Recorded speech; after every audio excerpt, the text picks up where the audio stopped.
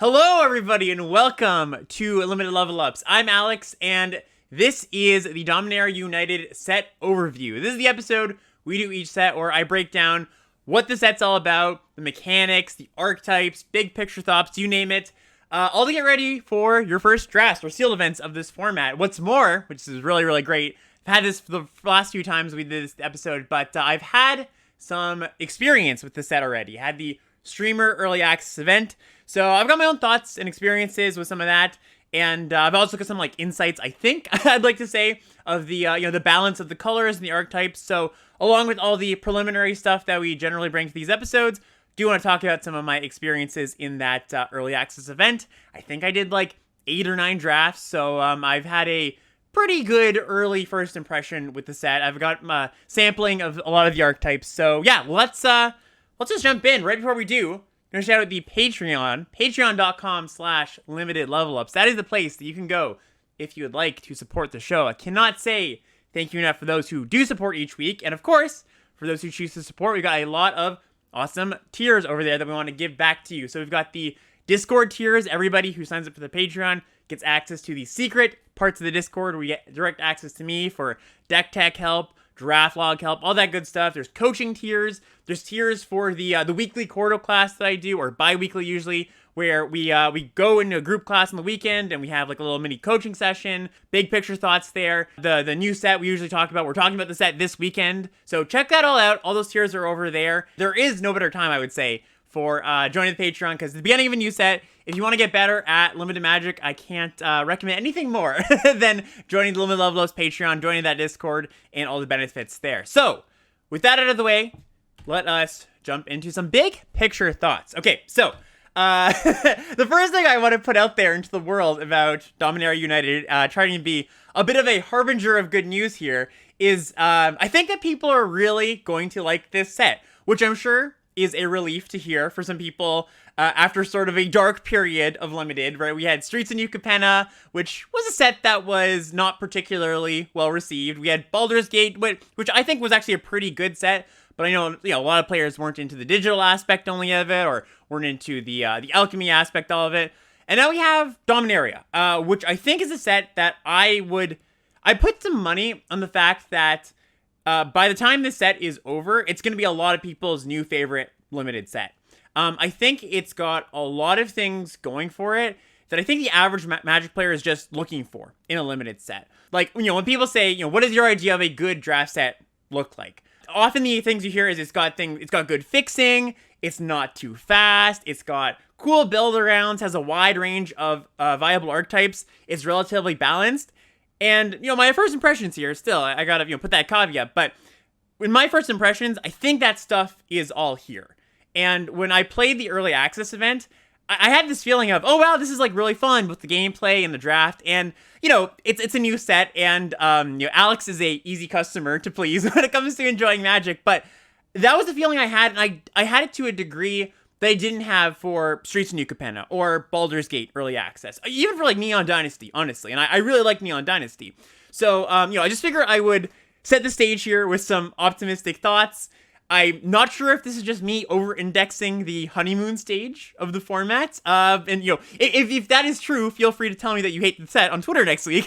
But I do think this is, a good sign for the set. And I think a lot of people are going to like it. So one of the good things about this set, and I just mentioned it, is there is just, like, a really wide variety of viable archetypes. And, often they try to seed sets with a bunch of different kinds of archetypes, right? Which is, like, more controlling, more aggressive, maybe a tokens theme, whatever it is. And there's varying degrees of success, I think, where there's varying degrees. It's like, okay, they tried this archetype, but it didn't really work out. They tried, to make a control deck work, it didn't really work out.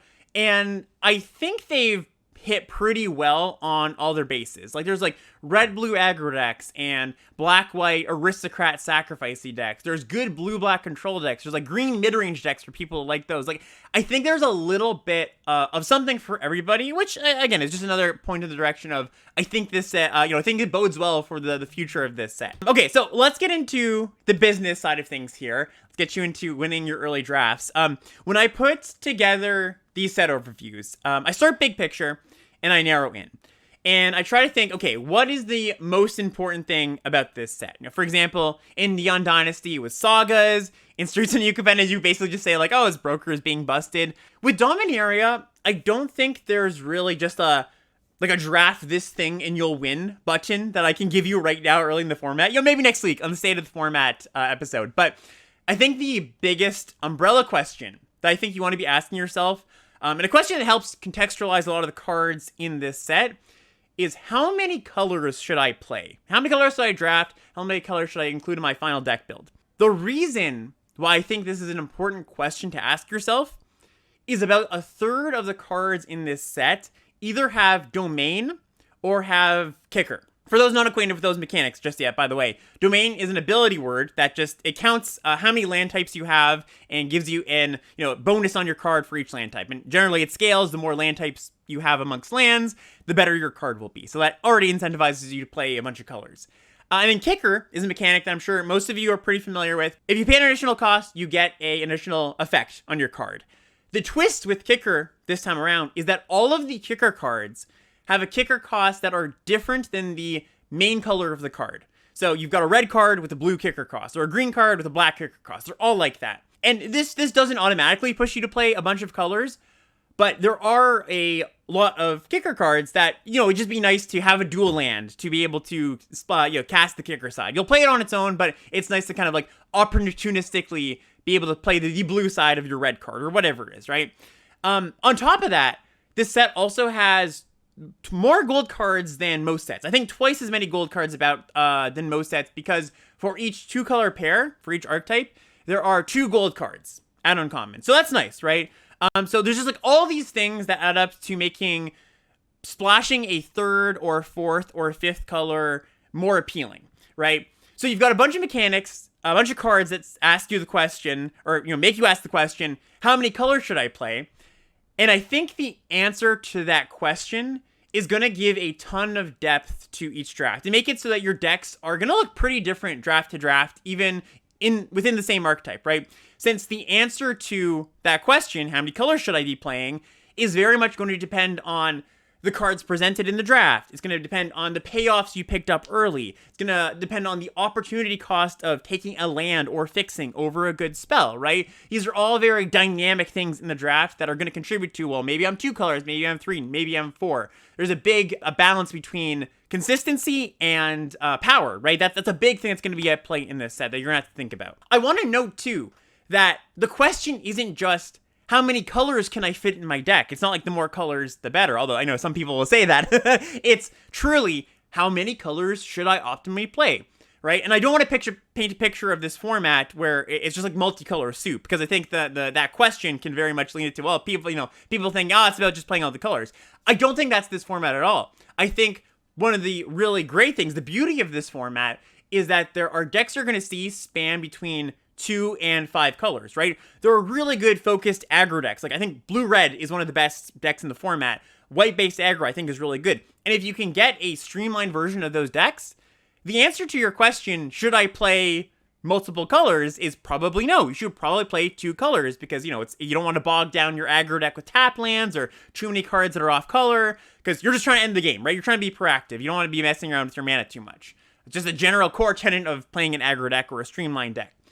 However, and here's where it does get tricky, and why I think drafting the set and building decks is going to be really interesting draft to draft. Because let's say you do have a streamlined blue-red spells deck, right? And you've got generally these decks are pretty aggressive. And you've got a copy of Rona's Vortex, which is a single blue mana instant, it's an uncommon. It says, return target creature or planeswalker you don't control to its owner's hand. If it was kicked, you put that put that permanent on the bottom of its owner's library. It has kicker for 2 and a blue. 2 and a black. So you got an unsummon, 1 mana bounce spell. You can kick it for the black cost, so you're adding another color here, and it becomes pretty much a kill spell, right? Let's say you pick up this Rona's Vortex, and you can just play this as a bounce spell in your blue-red deck, right? But then the question becomes, well, exactly how streamlined is my blue-red deck? Am I really, really good, like a lot of the good aggressive 2s? Or can I maybe lean into blue-black a little more? Maybe I pick up a Rona's Vortex, and then I pick up a dual land down the line, and then I pick up more blue-black kicker cards, and it's like, well, maybe my deck is morphing into, I should be leaning more into that 3rd color, right? And that's the kind of thing that I think is going to come up a lot in the draft. Just trying to figure out like the expansion or the progression from 2 colors outwards or from multicolored inwards, right? That's going to happen a lot too, where you start, I'm like a really domainy deck, but then you're like, okay, like blue and black were just so open, so I should just be these 2 colors. I don't need to add a bunch of different colors and tap lands to my deck, right? So these are the questions I think you're going to be asking yourself a lot in this format. A slight tangent here. A lot of the colors, or a lot of the cards in this set are pretty straightforward. It's very much back to basics Magic. You know, the cards don't have hundreds of words on them like in a lot of recent sets we've had. The complexity of the format doesn't really come from the cards themselves. It comes from that type of cost-benefit analysis in the draft that I was just talking about that you're going to be doing on the fly all the time. And that's what's really going to make this format really interesting. Again, like, to speak highly of this set, I think that's what a lot of people want when they say they want more complexity, right? Like, generally, players like complexity when it's the complexity of how their cards fit together, right? And the option of how to pair them, the cool interactions between the cards, right? Complexity where the 11th line of the card you're reading has like trinket text you forgot about. It's like, oh, goats can't block vampires or whatever. And like you forget about that and you lose the game. People don't like that complexity. So I think Dominaria's got a lot of the right complexity going on. In general, Dominaria United is light on narrow synergies or like prescriptive archetypes. And what I mean by that is there are a lot of cards that just work as functional cards on their own. And it's kind of up to you to decide when you want to lean into a particular synergy. There's not like, you know, ninjas is a good example, or like zombies, or some sort of tribal archetype where it's very much, you've got to draft this card because that's all, you know, you pick up a zombie payoff, I'm only going to be drafting zombies, like in Midnight Hunt, for example, or just like anything with a tribal theme. Very, very much not this set. I would kind of liken this set to, it's the difference between getting like a Lego base set where it's just like a bunch of random blocks and you can just like put them together and make whatever you want, compared to here's your Harry Potter Hogwarts castle, right? It's like you have to build this. You've got all the bricks in there, but you kind of have to build this. And I think, again, that's what a lot of Magic players are looking for out of Magic. Here are the building blocks. You put it together, right? And that's what I think you should be looking for in your drafts. And you're going to find a lot of just dynamic drafts where you're going to have decks that you're like, oh, cool, I didn't know this Grixis control deck could come together. But since the cards are all here, that's what's going to work, right? So really excited for that. Of course, when I'm talking about, the big question is, how many colors am I playing? You got to talk about the fixing, right? And there's a lot of fixing in this set, quite a bit of fixing. There are 10 dual lands at common with basic land types so that they work with your domain count, right? You've got Idyllic Beachfront here, enters tapped. It's a plains and an island, so it adds white and blue. Counts for 2 of your domains, right? By the way, these don't, I've had this question a lot, these don't have their own land slot in the pack. They are just commons. You can have packs with 2 or 4 or 5 dual lands. You can have packs with none. So these are going to, I think on average, that actually boosts the number of them you'll see in a draft, rather than if one pack, or if a pack had 1 guaranteed. So there is quite a bit of land fixing. There are some colorless options. There's some options in green, but to be blunt about it, and to say cut to the chase kind of, the lands are the best ways to fix. They're really clean, right? They don't take up a spell slot. You don't have to spend mana on them, rather than, you know, of course, if you want to count a tap land as spending mana, sure. But you don't have to invest any additional mana. Yeah, they don't take up spell slots. And they, of course, the big thing is you want fixing that contributes to your domain counts a lot of the time. And these do, whereas something like Deathbloom Gardener, which is a green 3-mana 1/1 death touch, tap to one add a mana of any color, that doesn't do that, right? So really, I think you should look to the lands first and foremost. The rest of the cards in the set, or the rest of the fixing options are, you know, just kind of there if you need them. I think really they intended for the lands to be the main attraction here, and they wanted to sprinkle the set with enough fixing so that if you didn't pick those up, you're not going to be like, oops, I can't cast all my cards, or I can't cast my kicker costs. So a lot of the other fixing sort of like emergency mode fixing, I would say. Not quite like, oh, I really hope not to fix this, but it's not my first choice. A big question that I kept getting asked on stream yesterday when I was doing the early access is, where do you take the lands in the draft? Where do you prioritize them? And I think that question really depends on a lot of factors. One, depends on what you like to draft, right? Like, this set definitely can support the kind of drafting style where you just take all the lands early and then you figure out what you're going to cast later, sort of a Konzatark here or even call time kind of strategy.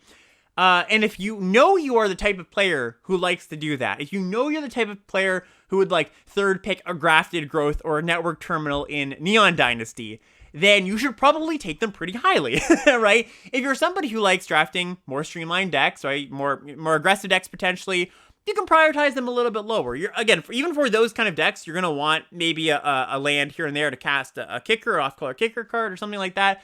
But you don't need to be taking them, first, second, third pick or whatever. It also depends on your early incentives, right? It depends on, did you pick up a good domain card early? Did you pick up a really powerful kicker card early? Well, if that's true, then you're probably going to want to take the lands a little bit earlier than over a good spell. I would caution, this is just a big picture tip, two things I would caution. One, I would caution taking lands over good spells because, of course, the idea of having all the lands is having powerful spells to cast, and I don't think you should be passing on powerful spells over lands. The other thing I would caution, kind of in the opposite direction, is if you haven't drafted a set where lands are a big part of it, and we kind of had one with Streets of New Capenna, but it was kind of, in a way, fake-ish with, you didn't prioritize lands the way I'm kind of describing here. It was very rare you'd be like a five-color pile or 4-color pile. Really view them as important cards in the pack, because it's very easy to overlook lands, especially early on in a draft set where it's like, oh yeah, those are just the lands, they help me cast my cards, these are the exciting cards that I want to take early. It's kind of a middle ground, right? Because both of my cautions, both of my warnings are at the opposite ends of the spectrum, so kind of just understand where you lie as a player. If you're somebody who doesn't value lands highly, value them a bit higher, but also don't overvalue them too much to the point where you're just taking the lands early and hoping to get a payoff, because the payoff's not always going to come, right? The other thing I would say about the lands is, when to take them early is, it depends on the opportunity cost of the pack, right? I was talking a lot just now about not taking lands over powerful spells, but if you're ever in a spot where it's like, yeah, there's nothing that exciting in this pack, just take a land, right? You never know when you're going to pick up a domain card or a kicker card that you want to take and splash the off-color kicker cost, right? Like, it's always going to be good to have those in the pile over a mid-level playable, right? So that's often when I was drafting yesterday, that's when I would take them. It's just like, okay, like, yeah, middle, it's pick 4, pick 5. Nothing really stands out to me here in my colors. I'll just take a land, even if it's like, if it's half on color, sure. If I'm drafting green-white, let's say, and it's white-blue, great. If it's even double off color, I might take it, right, over a middling playable. So just some thoughts on lands. My last final tip is that in regards to sealed, I've done a few sealed pools already, and I know this is going to be a big thing because people are going to be doing sealed this weekend. It is pre-release. A lot of your pool is going to be dependent on, or a lot of what you can play is dependent on the lands you open. And sometimes you get lucky, you open like 10 lands, and that's great. You can probably just play all your best cards, and sometimes you open 3, right? Really, that's going to be, some people were asking me before this episode, what, some tips for sealed. That's the biggest thing about sealed in this format for me. It's just like, how many colors am I playing? How many colors can you afford to play? In sealed, it's less about, what you're getting. There's no draft, right? It's very much just like what you're handed and be responsible from there. Can your deck support a green bomb? Maybe, if you're splashing it, if you've got a bunch of dual lands, but be responsible about it, right? It's a normal sealed format where it's just like, play all your best cards. That's kind of the hang up there, figuring out your mana situation, how many colors you can play. Okay, so let's jump into some mechanics here. So we're gonna talk some mechanics. Kicker is the one that I want to highlight first, because as I mentioned, there's a twist here. Kicker costs there's no cards in the set that have the same kicker cost as their card color, right? They're all virtually multicolored cards. The other thing that's a little bit weird here is often when you think of kicker, you think of expensive, right? If you think of Zendikar Rising, it was like, oh, my 2-drop acts as a 7-drop. And because my 2-drop acts as a 7-drop, I don't need to put expensive cards in my deck because my kicker cards do that job. Most of the kicker cards aren't actually expensive. It's not like, oh, it's a 2-drop and a 7-drop later. It's kind of like, it's a 3-drop spell that you can kick it for a single mana and get a bonus. Or it's like a 2-drop spell you can kick for 4 and get a little bit more of a bonus, right? So it doesn't solve the natural mana sink problem that some of the other kicker cards in the past kind of had. So that's just something to note. There is a lot of kicker in this set. Like I mentioned, kicker, domain, gold cards, they take up a third of this set. There are 45 kicker cards in total, and that's a lot.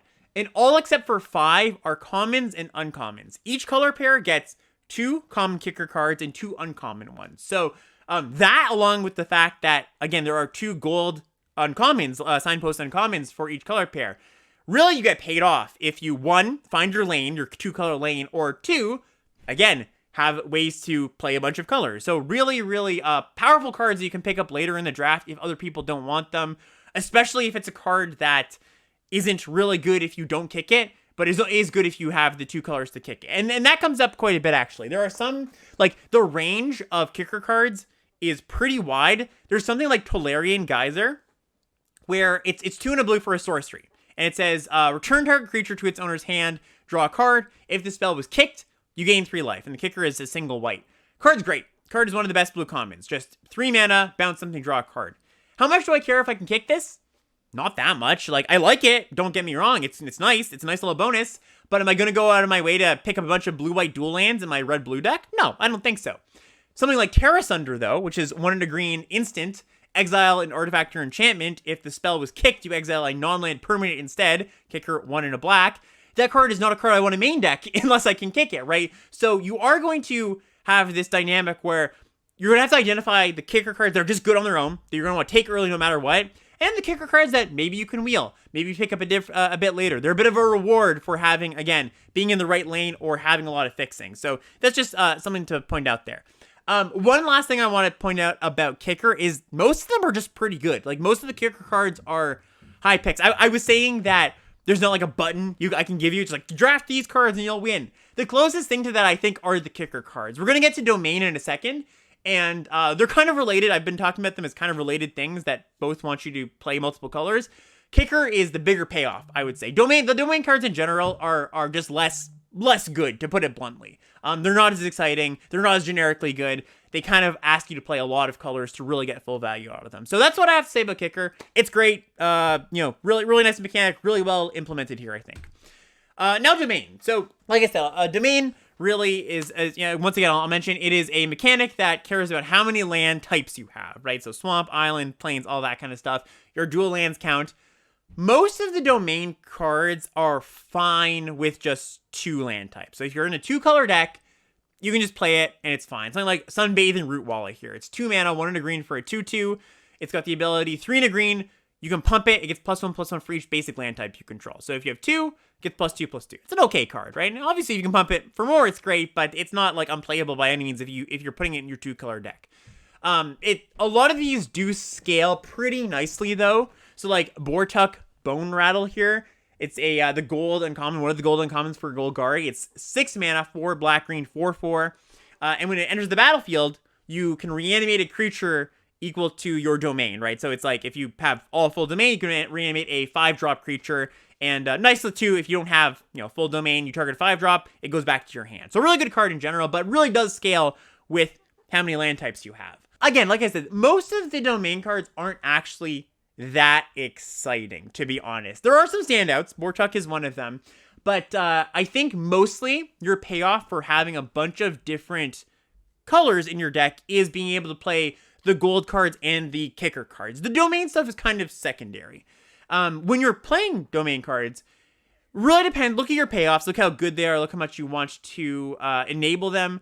And figure out, well, should I put a, let's say, blue-black land in my green-black deck, even though I don't have any blue cards? I did that quite a bit yesterday because I had a few really good domain payoffs.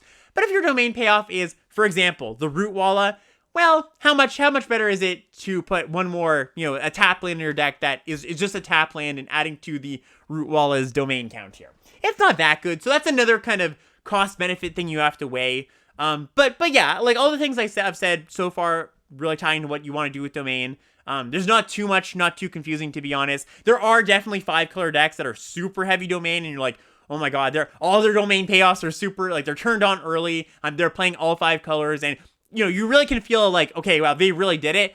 But I think that is like, that's something you have to strive for. That's something you have to work for. It doesn't just come super easily. That is going to be the people who first pick, second pick the lands, and then pick up the payoffs later. I think if you're that kind of drafter, you'll like playing these cards. All right, next mechanic here we have is Enlist, and Enlist is so it's this like ability that kind of helps you attack. I mean, it does help you attack, but Certainly not the most pushed aggressive mechanic we've seen. So what it says is, as this creature attacks, creatures with enlist, you can tap a non-attacking creature without summoning sickness. Okay, so that's some restrictions, right? And when you do, you add that creature's power that you tap to this creature's power until end of turn. So you got a 2/2 with enlist, you tap another 2/2, it'll be a 4/2 attacking.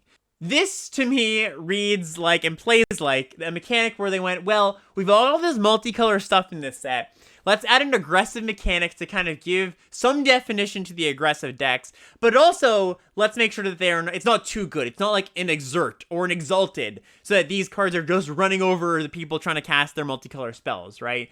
It's very much a mechanic that I don't think adds that much to the cards that it's on. So what I mean by that is, if you like what the card says on it, and it has enlist, it's a good card, and the enlist is kind of gravy. So the example I'll give is Argivian Cavalier. It's a common 2 and a white for a 2/2. When it enters the battlefield, you make a 1/1 soldier token. It has, the Cavalier has enlist. So just a good card on its own, right? 2/2, make a 1/1. The enlist is nice. It comes with a friend too. You can enlist with the token. Okay. That's a card you would just put in your deck without enlist a lot of the time, especially because there are a lot of go wide payoffs, token payoffs, sacrifice payoffs, that kind of stuff. Barkweave Crusher is the antithesis of that, kind of, where it's like, it's a card that is, let me read this out. It's 3 and a green for a 2/5 with enlist. Just not that exciting. Would you put a 2/5 in your deck? Sometimes, but does enlist add a lot to this card? Not really. So this is a fine mechanic. As I said, not that pushed. It does have spots where you're like, okay, like they enlisted their creature here. It was pretty good. But it's not at all going to be a huge role player in the format. It's not even on that many cards, honestly. It's on, I think 10 cards or something. So, like I said, what it says on the can, if you like that, put it in your deck. But if it looks a little bit funky and you're like, oh, maybe enlist makes this card better, it doesn't make it all that much better than it reads, most likely. So, let's move into some archetypes here. Okay, so one of the things I want to talk about as far as archetypes go is, like I was saying, it's very much this, a bunch of building blocks in this set that you can put together any way you like. And the archetypes are very much like that as well. The way they've designed archetypes this time around, they didn't go like, oh, let's have a zombie theme, or let's have a, whatever theme, and then put colors to it. They didn't come up with those first. They gave all of the colors very definite themes and strategies. So they're what I'm calling the pillars of the format. White, for example, is go wide tokens. That's kind of what white's doing.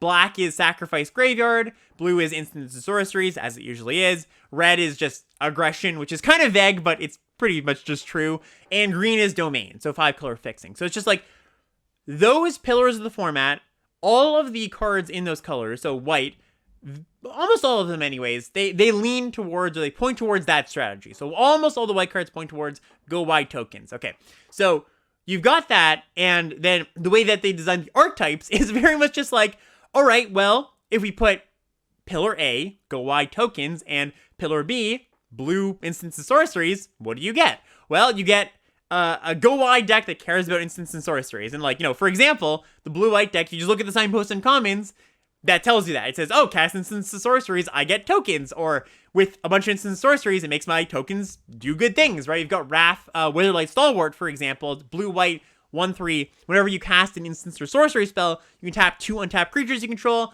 If you do draw a card, and it's got an ability, 3 white, creatures you control get +1/+1 and gain vigilance until end of turn. So very much a simple marriage of the pillars, right? The blue and white pillar.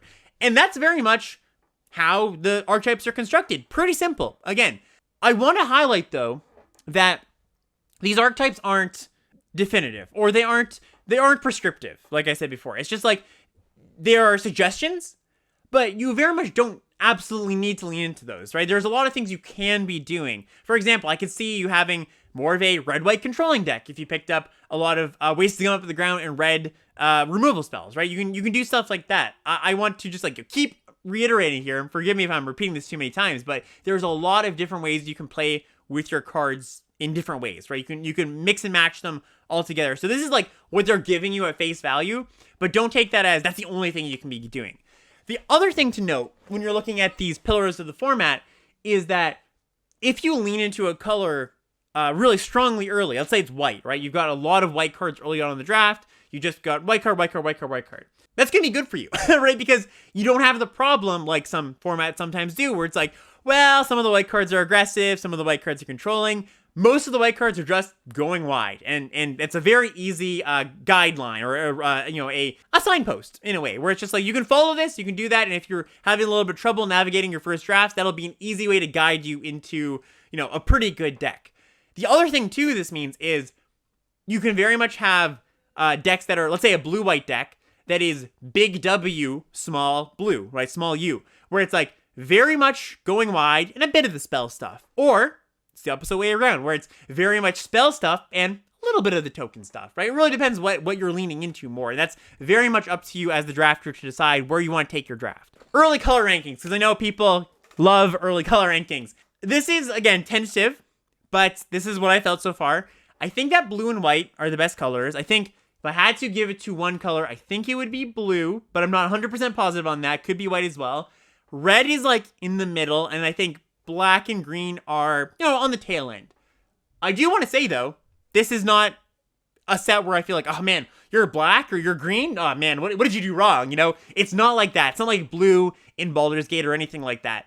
I think everything is viable. I'm just putting this here for posterity's sake because I know people like, the color rankings just to get an idea in their head, but the colors are fairly close together. Oh, well, at least maybe they're not that close together because I think blue and white are quite good, but the other colors are not unplayable. They're not embarrassing to play. They struggle a little bit because there's just fewer good cards, but don't shy away from green or black just because I'm saying here that they are the lesser good colors. That's all. Okay, so let's go over some archetypes just quickly here. I'm not going to go too in-depth today, but do want to cover just a few things. So first off, what I want to call out is blue-red aggro spells. And I think, again, tentatively, I think this is the best deck in the format. Or at least when it comes together, and I think it doesn't come together infrequently. I think there's a lot of cards that support it. It feels pretty unfair. Like, I had a lot of games that I played with blue-red yesterday. Like, I had a very easy 7-0. I faced a lot of opponents who had really good blue-red decks. And I think it just hinges off the fact that, one, the blue cards are really good. The blue spells are really good. Two, one of the blue-red uncommons, Balmor, Battle Mage Captain, red-blue 1/3 flyer. Whenever you cast instant or sorcery spell, creatures you control get +1/+0 and gain trample until end of turn, is just really, really good. And two, there are a lot of cheap spells to supplement this deck. Like Impulse, which is 2 mana, look at the top 4 cards of your library, put one in your hand. There is just like a cantrip, a blue cantrip that gives something -1, you draw a card for one blue mana. A lot of cards like that in the set, so this is a very well-supported archetype, and it's just so scary. There's so much, like, you can just push so much damage with Balmor or any of the other spell payoffs. I've been really, really impressed with this. Again, not going to go super, super deep, but if you are looking to spike your first draft, it might be a good place to go down if you open or get past these cards. Because I do think it is very, very well supported, and even if you get cut out of it a little bit, maybe you're sharing with one other person, I think you can cobble together a good deck out of, if you're the second or third blue-red drafter at the table. I think it is that supported. As the weeks go on, when people figure it out, maybe it'll become a bit more contested. The pieces don't come together as easily. But one of the nice things, again, if you're going down this path and you're like, ooh, this blue-red aggro path isn't working out, you can transition to like a blue-red or blue-black control deck. I think it's very, very possible. I've done that a few times already, where it's like, yeah, you know what? These black cards are coming around. Let's pivot. All my blue cards still work here. Blue-whites, I like a lot as well. It's got a lot of the same things going on as blue-red, except it's got white cards. You're instead of using the red spells and the red aggressive creatures, you're using the white go wide cards. And the nice overlap here is there is a few spells that make tokens, right? So you've got that natural overlap there. I think that, again, this is very rough, but I would put this somewhere in the same category as blue-red, just because the white cards are good, the blue cards are good, the synergies work out nicely, the gold cards are quite good, the kicker cards are quite good. It doesn't take a lot for these decks to come together. The ceiling on it is high, the floor on it's low. So yeah, again, another ringing endorsement there. Blue-black, I've had quite a lot of fun with blue-black control. It's kind of got a spells and graveyard theme, but it's not heavy. It's very light. Really, it's just a classic blue-black control deck where you've got counter spells, a bunch of good cheap removal, good card advantage. Like, all that stuff exists in this set, and is pushed in the right ways. Like, you've got Essence Scatter, which is 1 in a blue, counter target, kind of a creature spell. You've got a bunch of cheap removal in blue. Well, not a bunch in blue, but you've got cheap removal in black. And you've got good card advantage too with, there's some rares, some good uncommons. The 2 golden commons are pretty good. Vohar, which is a looter. Rona, which is this like, it's a spell that, let me just read it out. 1 blue, black, 3/4. Whenever you cast instant or sorcery spell, each opponent loses 1. And you can cast Rona from the grave by discarding 2 cards. So just like a bunch of grindy recursion, a bunch of really good stuff. And yeah, like I said, it just plays out like a classic blue-black control deck. So that's your playstyle. Very much supported in this set, I think. And that's not something I can say for, a long time. I can't remember the last time blue-black control was a really, really good deck. We've had spins on like blue-black tempo-y, but I think this is like true blue-black draw-go control. So if you're, if your player likes that, I've got, good news for you, because I've already had some pretty good success. White-black tokens. This is another deck I've had some pretty good success with. This was another one of my trophies yesterday. Very much what you expect from like a white-black sacrifice token deck. We've got Elis Elcor, who is the one of the headliners here, one of the golden commons. White-black for a 2/2 death touch. Whenever a creature enters the battlefield under your control, you gain a life. Whenever a creature you control dies, your opponent loses a life. So just a classic kind of blood artist kind of card. Really, really powerful. Huge pain. Again, plays with white's token making theme pretty well. Plays pretty well with black's like recursion. You can buy back stuff, sacrifice it. So all good stuff going on here. Another deck that I've been pretty happy with. Green X. I'm lumping most of the green decks together here just because they all kind of play in the same domain space. They kind of just want you to have a bunch of colors, a bunch of lands. There's some definition within the green color pairs, like, green-black cares about the graveyard a little bit more. Green-blue cares a little bit more about domain. But mostly, I think when you're drafting a green deck that cares about domain, you're really just going to be splashing 3 to 4 colors, right? Like, or you're going to be playing 3 to 4 colors. 3 to 5 colors, most likely. It's going to be a big soup most of the time. I mean, like I said, you can definitely have some decks where you're like, oh, wow, green-black was super open, and I just got a bunch of awesome cards. Sure, I'm not going to splash. Maybe I didn't pick up lands. Maybe somebody else was prioritizing lands super highly or multiple people, so I'll just be green-black. But I think I feel pretty comfortable just grouping it as Green X, because I think you're going to be doing that a lot of the time, just mashing it all together. The one green deck that I do want to count or call out here as I think a little bit different is Green-White Tokens, which it's billed as like Green-White Tokens domain, but it's mostly just like a white deck with some green cards, like green gold cards or green kicker cards. One card I was really impressed with is Zar Ojanin, which is one of the gold cards here. 3 green-white for a 4/4.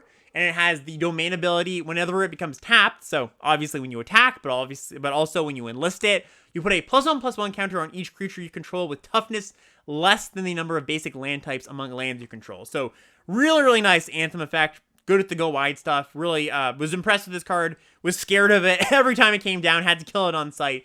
Again, like I've been impressed with the white tokeny stuff. This is just a little bit of a spin on that. Red aggro. I actually haven't had too much experience with red aggro, like red-white and red-black. So I can't speak to it too much, but it's pretty straightforward from what I've seen so far. Like, there's not a lot of complexities going on there. It's very much your typical red-white aggressive deck, red-black kind of aggressive, sort of grindy kind of deck. The gold uncommons are just good cards. They don't point you in a particular direction, to be honest. So not too much to be said about the red aggro decks other than, yeah, they've seemed pretty decent. And I keep saying that about all these archetypes. Like, yeah, it seems pretty good. But that's how I felt, right? There hasn't been an archetype where I'm like, yeah, that's, don't want to draft that. So I think early on, at least, before the data comes out, that's my running theory on the format, that things are fairly balanced, where it's like, if it's open, it's not a bad idea to draft. And then I would be remiss if I did not mention Defenders, the Defender archetype. So this is the archetype that I think a lot of people are excited for. It's very fun. It's very build around. It's very much collect all these cards that not everybody wants. Nobody really wants the Defenders unless you're the Defender deck, which, is kind of funny in a way because it's a bit of a danger because I think because it's so unique and novel and like, ooh, that's kind of cool. It's going to cannibalize itself a little bit early on, because I imagine early on in the draft format, people are going to see this deck and be like, oh yeah, that's what I want to do. And it's going to be pretty difficult to get a good version of it. I think if you've got 8, 9 cards that call it defenders. That's about where you want to be, right? Enough payoffs, enough enablers. That's kind of the sweet spot where I can truly call myself the defender deck. Like, I can also see you just putting a pocket of synergy, if you will, into like a blue-black control deck where you've got 6, 5 defenders, and it's like, okay, well, maybe this Coral Colony, which is it's the defender that pays you off it mills cards based on the number of defenders you have. Maybe this is my win condition in my blue-black deck, and I'm not full-on defenders, right? So I think just, a few things I want to point out here. Be very wary of it early on, because again, I think a lot of people are gonna want to draft this archetype. On my stream yesterday, everybody was like, "Oh, draft defenders." So people are gonna be cheering for that for both themselves and I think streamers alike. But if you do get there, I do think that I've seen some pretty good defender decks so far. So it's definitely something that you can do. It's something that exists. I don't think it's a total meme. You just have to be honest with yourself and don't go, well, I got 4 defenders, 5 defenders, I can put those in my deck. Like, probably best to just cut them at that point, unless they're some of the better ones. Closing us out here, top commons. The way I like to do my top commons is mostly just calling things out. I don't give an order to anything. I just kind of like point out some cards I've been impressed with, some cards I have my eye on. But let's just start with white, of course. White's top 2, top 3, I think, are Argivian Cavalier, which is the 3-mana 2/2 that comes with the 1/1 and has enlist.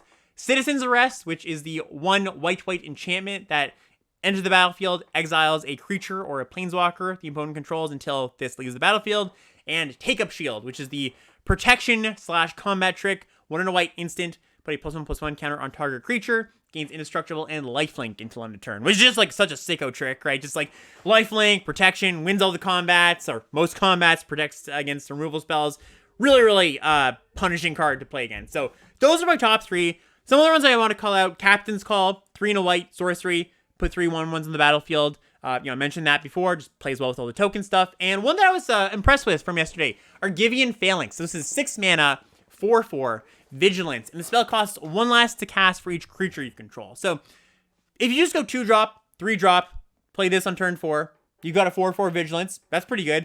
And there's a lot of turns where I just went like, okay, make some tokens, double spell with 2 of these, right? So you can have some really explosive starts too. So that's just what's on my radar for white. There's also a lot of just pretty decent cards in white. Again, white's pretty deep. These are just kind of the big standout ones to me. Blue. I can go on and on about blue, but I won't. I will just talk about 5 cards for now.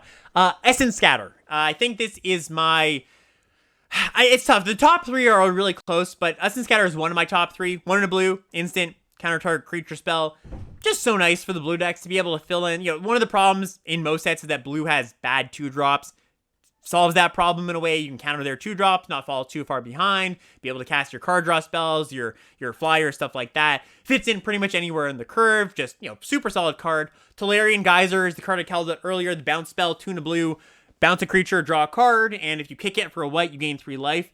And Talus Lookout is the other one. 2 blue, 3/2 flyer. When it dies, you look at the top 2 cards of your library, 1 of them in your hand, the rest in the graveyard, or the other in the graveyard. And this is not quite Organ Hoarder, for sure. It kind of, is reminiscent. Not quite there, but it was impressive to me. I think a lot of the time, I found myself just walking with it, funny enough. Like, the nice thing about this card is that the board's clear. You can pressure with it, but this comes down and your opponent doesn't want to attack into it. They're like, okay, well, it's kind of a nightmare where it's just like, I don't want to attack into this with my early creatures because they trade off. I get 2 for 1, right? Or even just casting a removal spell and this feels pretty bad. So, it's on blockout duty a little more often than you might think, or I might have expected anyways, but pretty good at that job.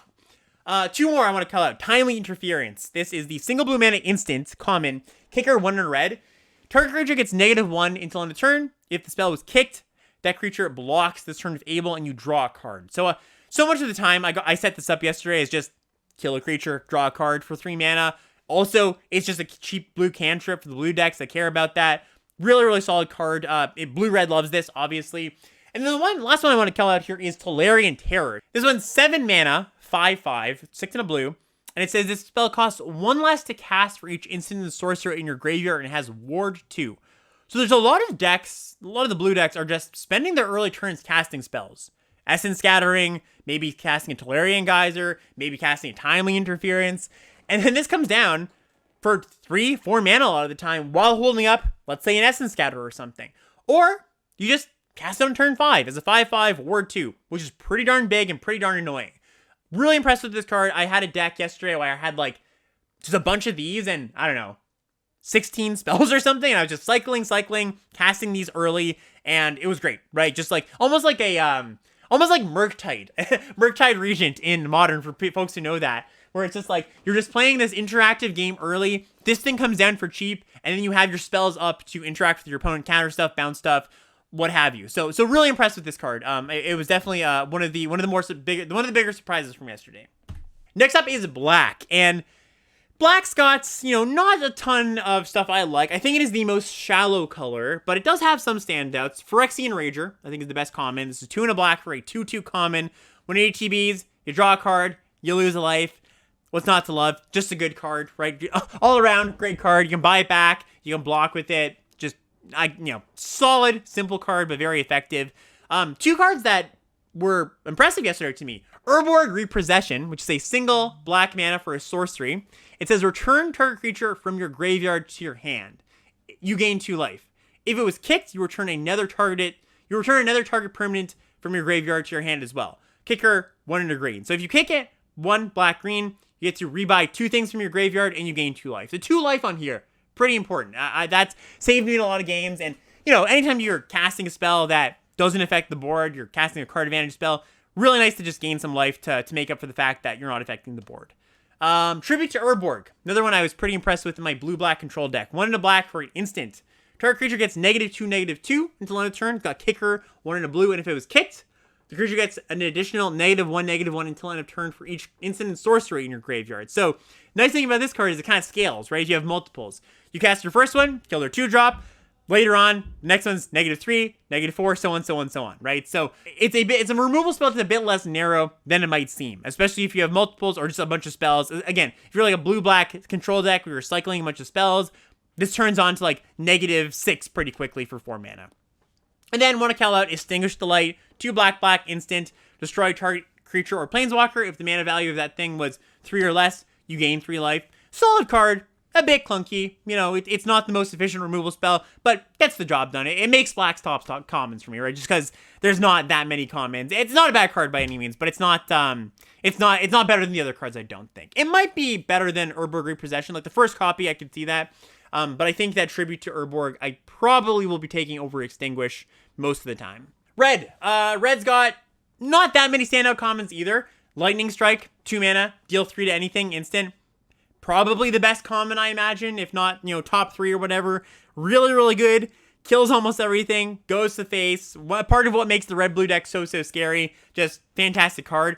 Flowstone Infusion. Single red mana for an instant. Target creature gets +2, -2 until end of turn. Just a little shock variant. And G2 Amplifier. This one's kind of nice. 1 red for a 1/2 wizard.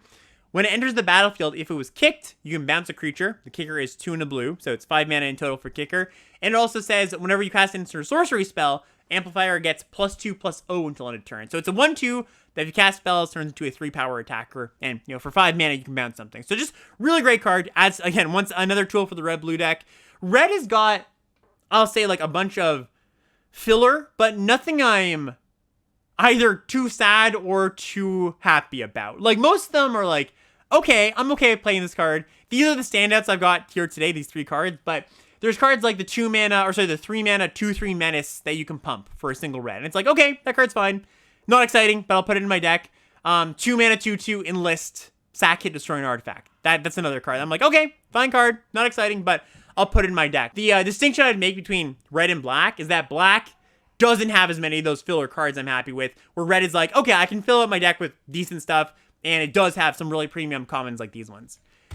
And then green. I think that green has the least just appealing commons in general. We've got Bite Down, which is 1 and a green instant. It's a bite spell, obviously.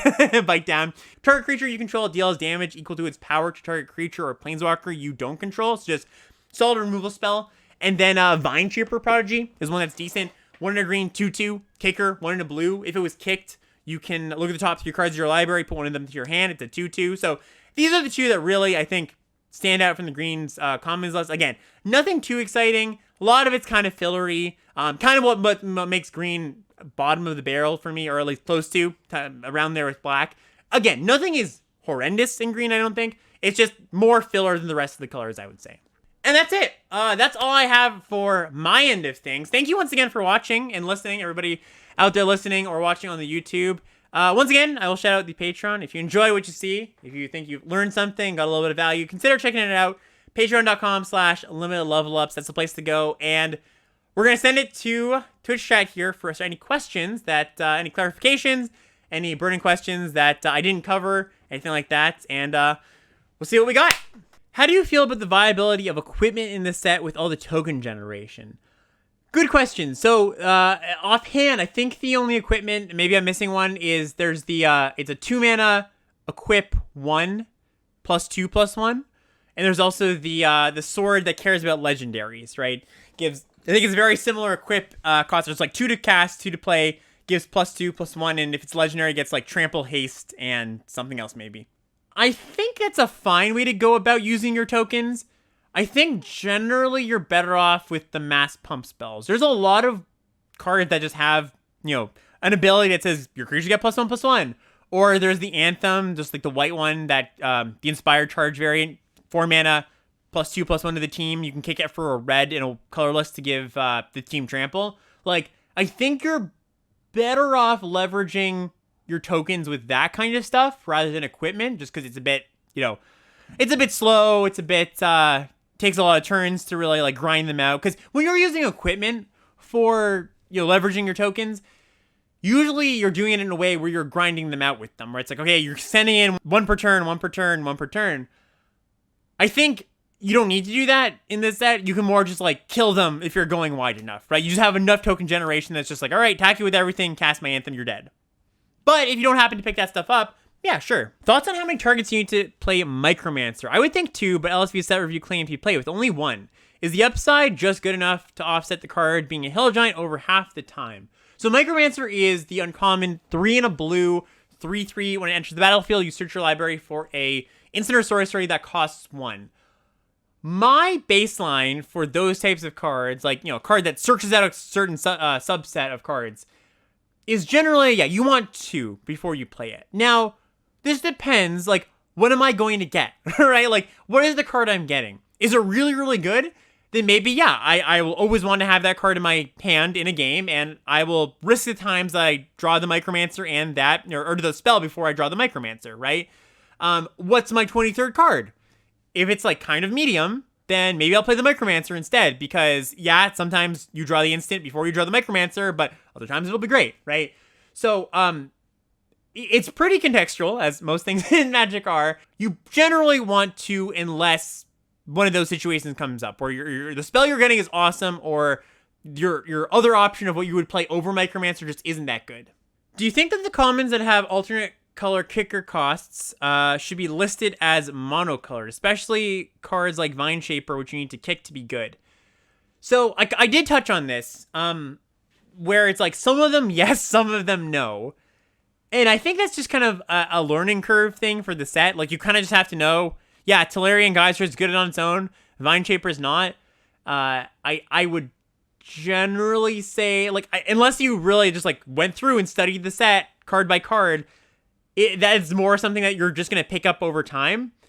And I would also kind of say it doesn't really matter that much, to be honest. Like, as far as categorizing what's a gold card, what's a multicolored card, I guess it matters if you're drafting a 2-color deck. That's where it really matters, because you have to know which ones you're not going to play unless you kick. But especially if you're getting to that area of, I'm 3 colors, I'm maybe touching a 4th, like, you're most likely just going to be able to kick the card. I guess that's another thing I should touch on, that I should reiterate or kind of point out, is that if you want to splash a card, if you want to kick a card, you can do it. Like, the tools are available. You just have to prioritize the lands, the fixing, whatever it is. It's all a matter of priorities and asking, how good is it if I kick this card, right? So I guess that's where it would really come up, where it's like, I am not necessarily 3 or 4 colors or touching a 3rd and 4th color, and I need to figure out how important it is to prioritize that dual land so I can kick the card, right? Again, a card like Tolarian Geyser, it doesn't really matter. Some other cards, like Vine Shaper, like you mentioned, that does matter. Are you feeling the need to run junky 2-drops like Toxic Abomination?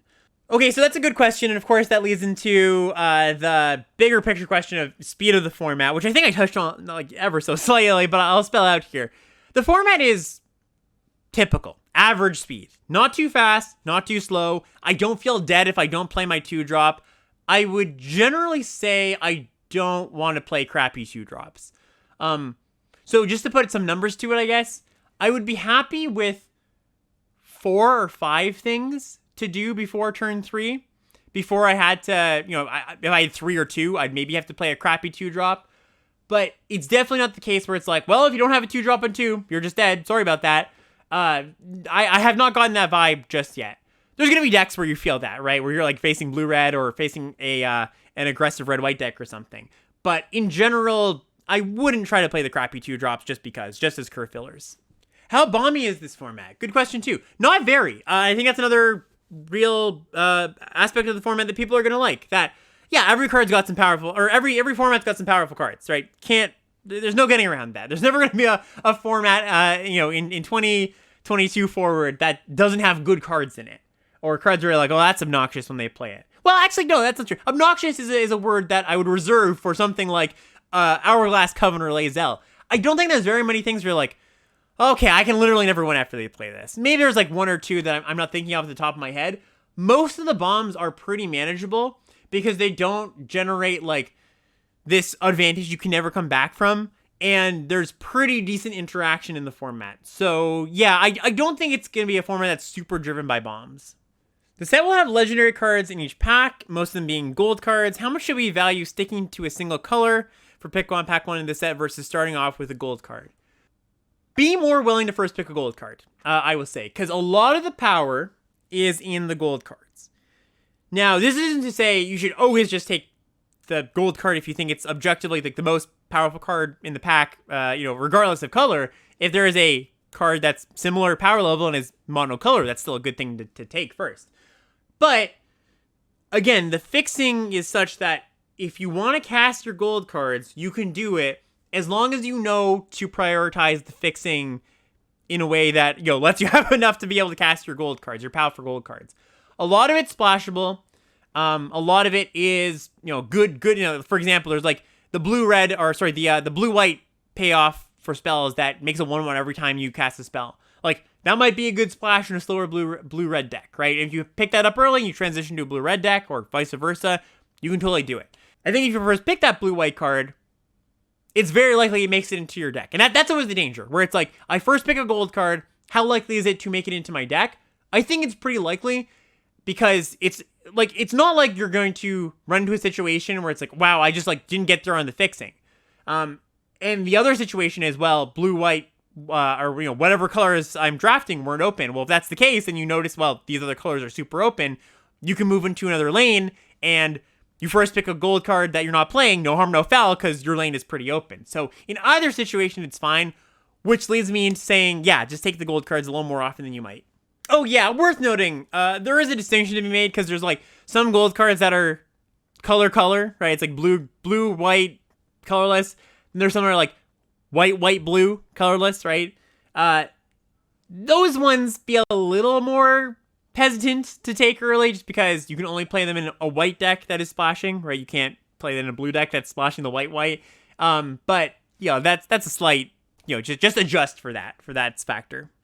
Okay, so how do you feel about the 4 to 5 drops that don't do anything on Enter the Battlefield, given the number of tempo cards in the format? Yeah, so this is referring to the fact that if you've got a format with a bunch of good bounce spells and removal that trades up on mana, like a 2-drop removal spell that can kill a 5-drop, then you generally don't want to be playing 4 and 5 drops that don't do something when they enter the battlefield, because then you're just down on that exchange too often. They cast, again, Tolarian Geyser on your 5/5 dummy. It's like, well, that sucked. Right? They're up on mana, they're even on cards, you got your 5-drop bounce. So I haven't played enough to really get a great sense of that. The thing I do have a decent sense of, though, is there just isn't that many cards that fall into that category of expensive and also don't generate value on ETB. Most of the really expensive stuff gains, has an enter the battlefield effect. There's like that 7-drop that gains you 5 life. Has a kicker mode where it gives you an enter the battlefield effect. I guess just by the numbers of I haven't played with a lot of the big dummies that, that don't do that. I would assume those are disadvantaged in this format. I guess thinking back to yesterday, I felt pretty good when I bounced my opponent's big dummy with a Tolarian Geyser or just like nabbed their X3 with a Lightning Strike. So I would guess those principles, put those into practice here. But again, I don't have full confidence on that right now. 5-color is normally a little bit late game focused. Did you feel like the 4/4 Lava Axe Sky, which is the 5-mana reach creature 4/4 that enters the battlefield and deals damage equal to your domain? Do you feel like the 5-color decks were a bit more proactive?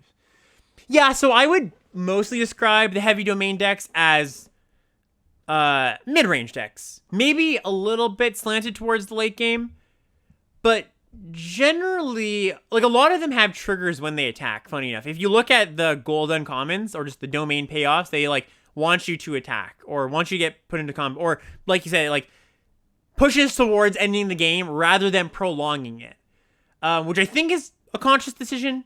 I think they didn't want too many, like, I'm casting my 5-color domain, ghostly prison or whatever. I'm designing cards on the spot here. But like, yeah, I think you should mostly think of domain decks as mid-range decks, green mid-range decks that attack mostly to end the game. But again, this is going to depend on your incentives, what the cards you pick up. Maybe you do pick up a rare that's very much like a control-focused rare, a planeswalker or something, right? So yes, generally, but not exclusively mid-range. I can definitely have more blue-focused domain decks where you are just drawing a bunch of cards, countering a bunch of spells and stuff like that. Well, worth noting too, I don't think that 4/4 for 5 is like a key part of that deck by any means, right? It's kind of just there. So generally for sealed, yeah, all the sealed, I always say with sealed, it's more about what's different about this set or just whatever set it is, not what's, or maybe that's not the best way to put it. Whenever you're trying to figure out, how do I approach sealed for this format? Generally, I just say use your baseline. What's good in sealed? Like counter spells and later game stuff, flyers. Those things go up in value, and any deviation from that is what you should be noting, right? Like always go into a sealed format expecting play your good cards, play more colors than usual, play your counter spells, and then if there's anything different than usual, that's what's to take note of. I did mention a little bit earlier, the thing to take note of here is that your mana base really really drives what you can play. I think that's the main thing. But yes, counter spells get better. They're pretty good in this set, to be honest. But yeah, a negate is something I would be more likely to play. Would you generally try to stick to 2 to 3 colors in sealed or 4 to 5 color good stuff? It depends, right? Just in the same vein of what I was just saying. It really depends. What's your land situation look like? What's the cost benefit of playing multiple colors? It's not like that's the beauty of sealed too, where every pool is a different puzzle.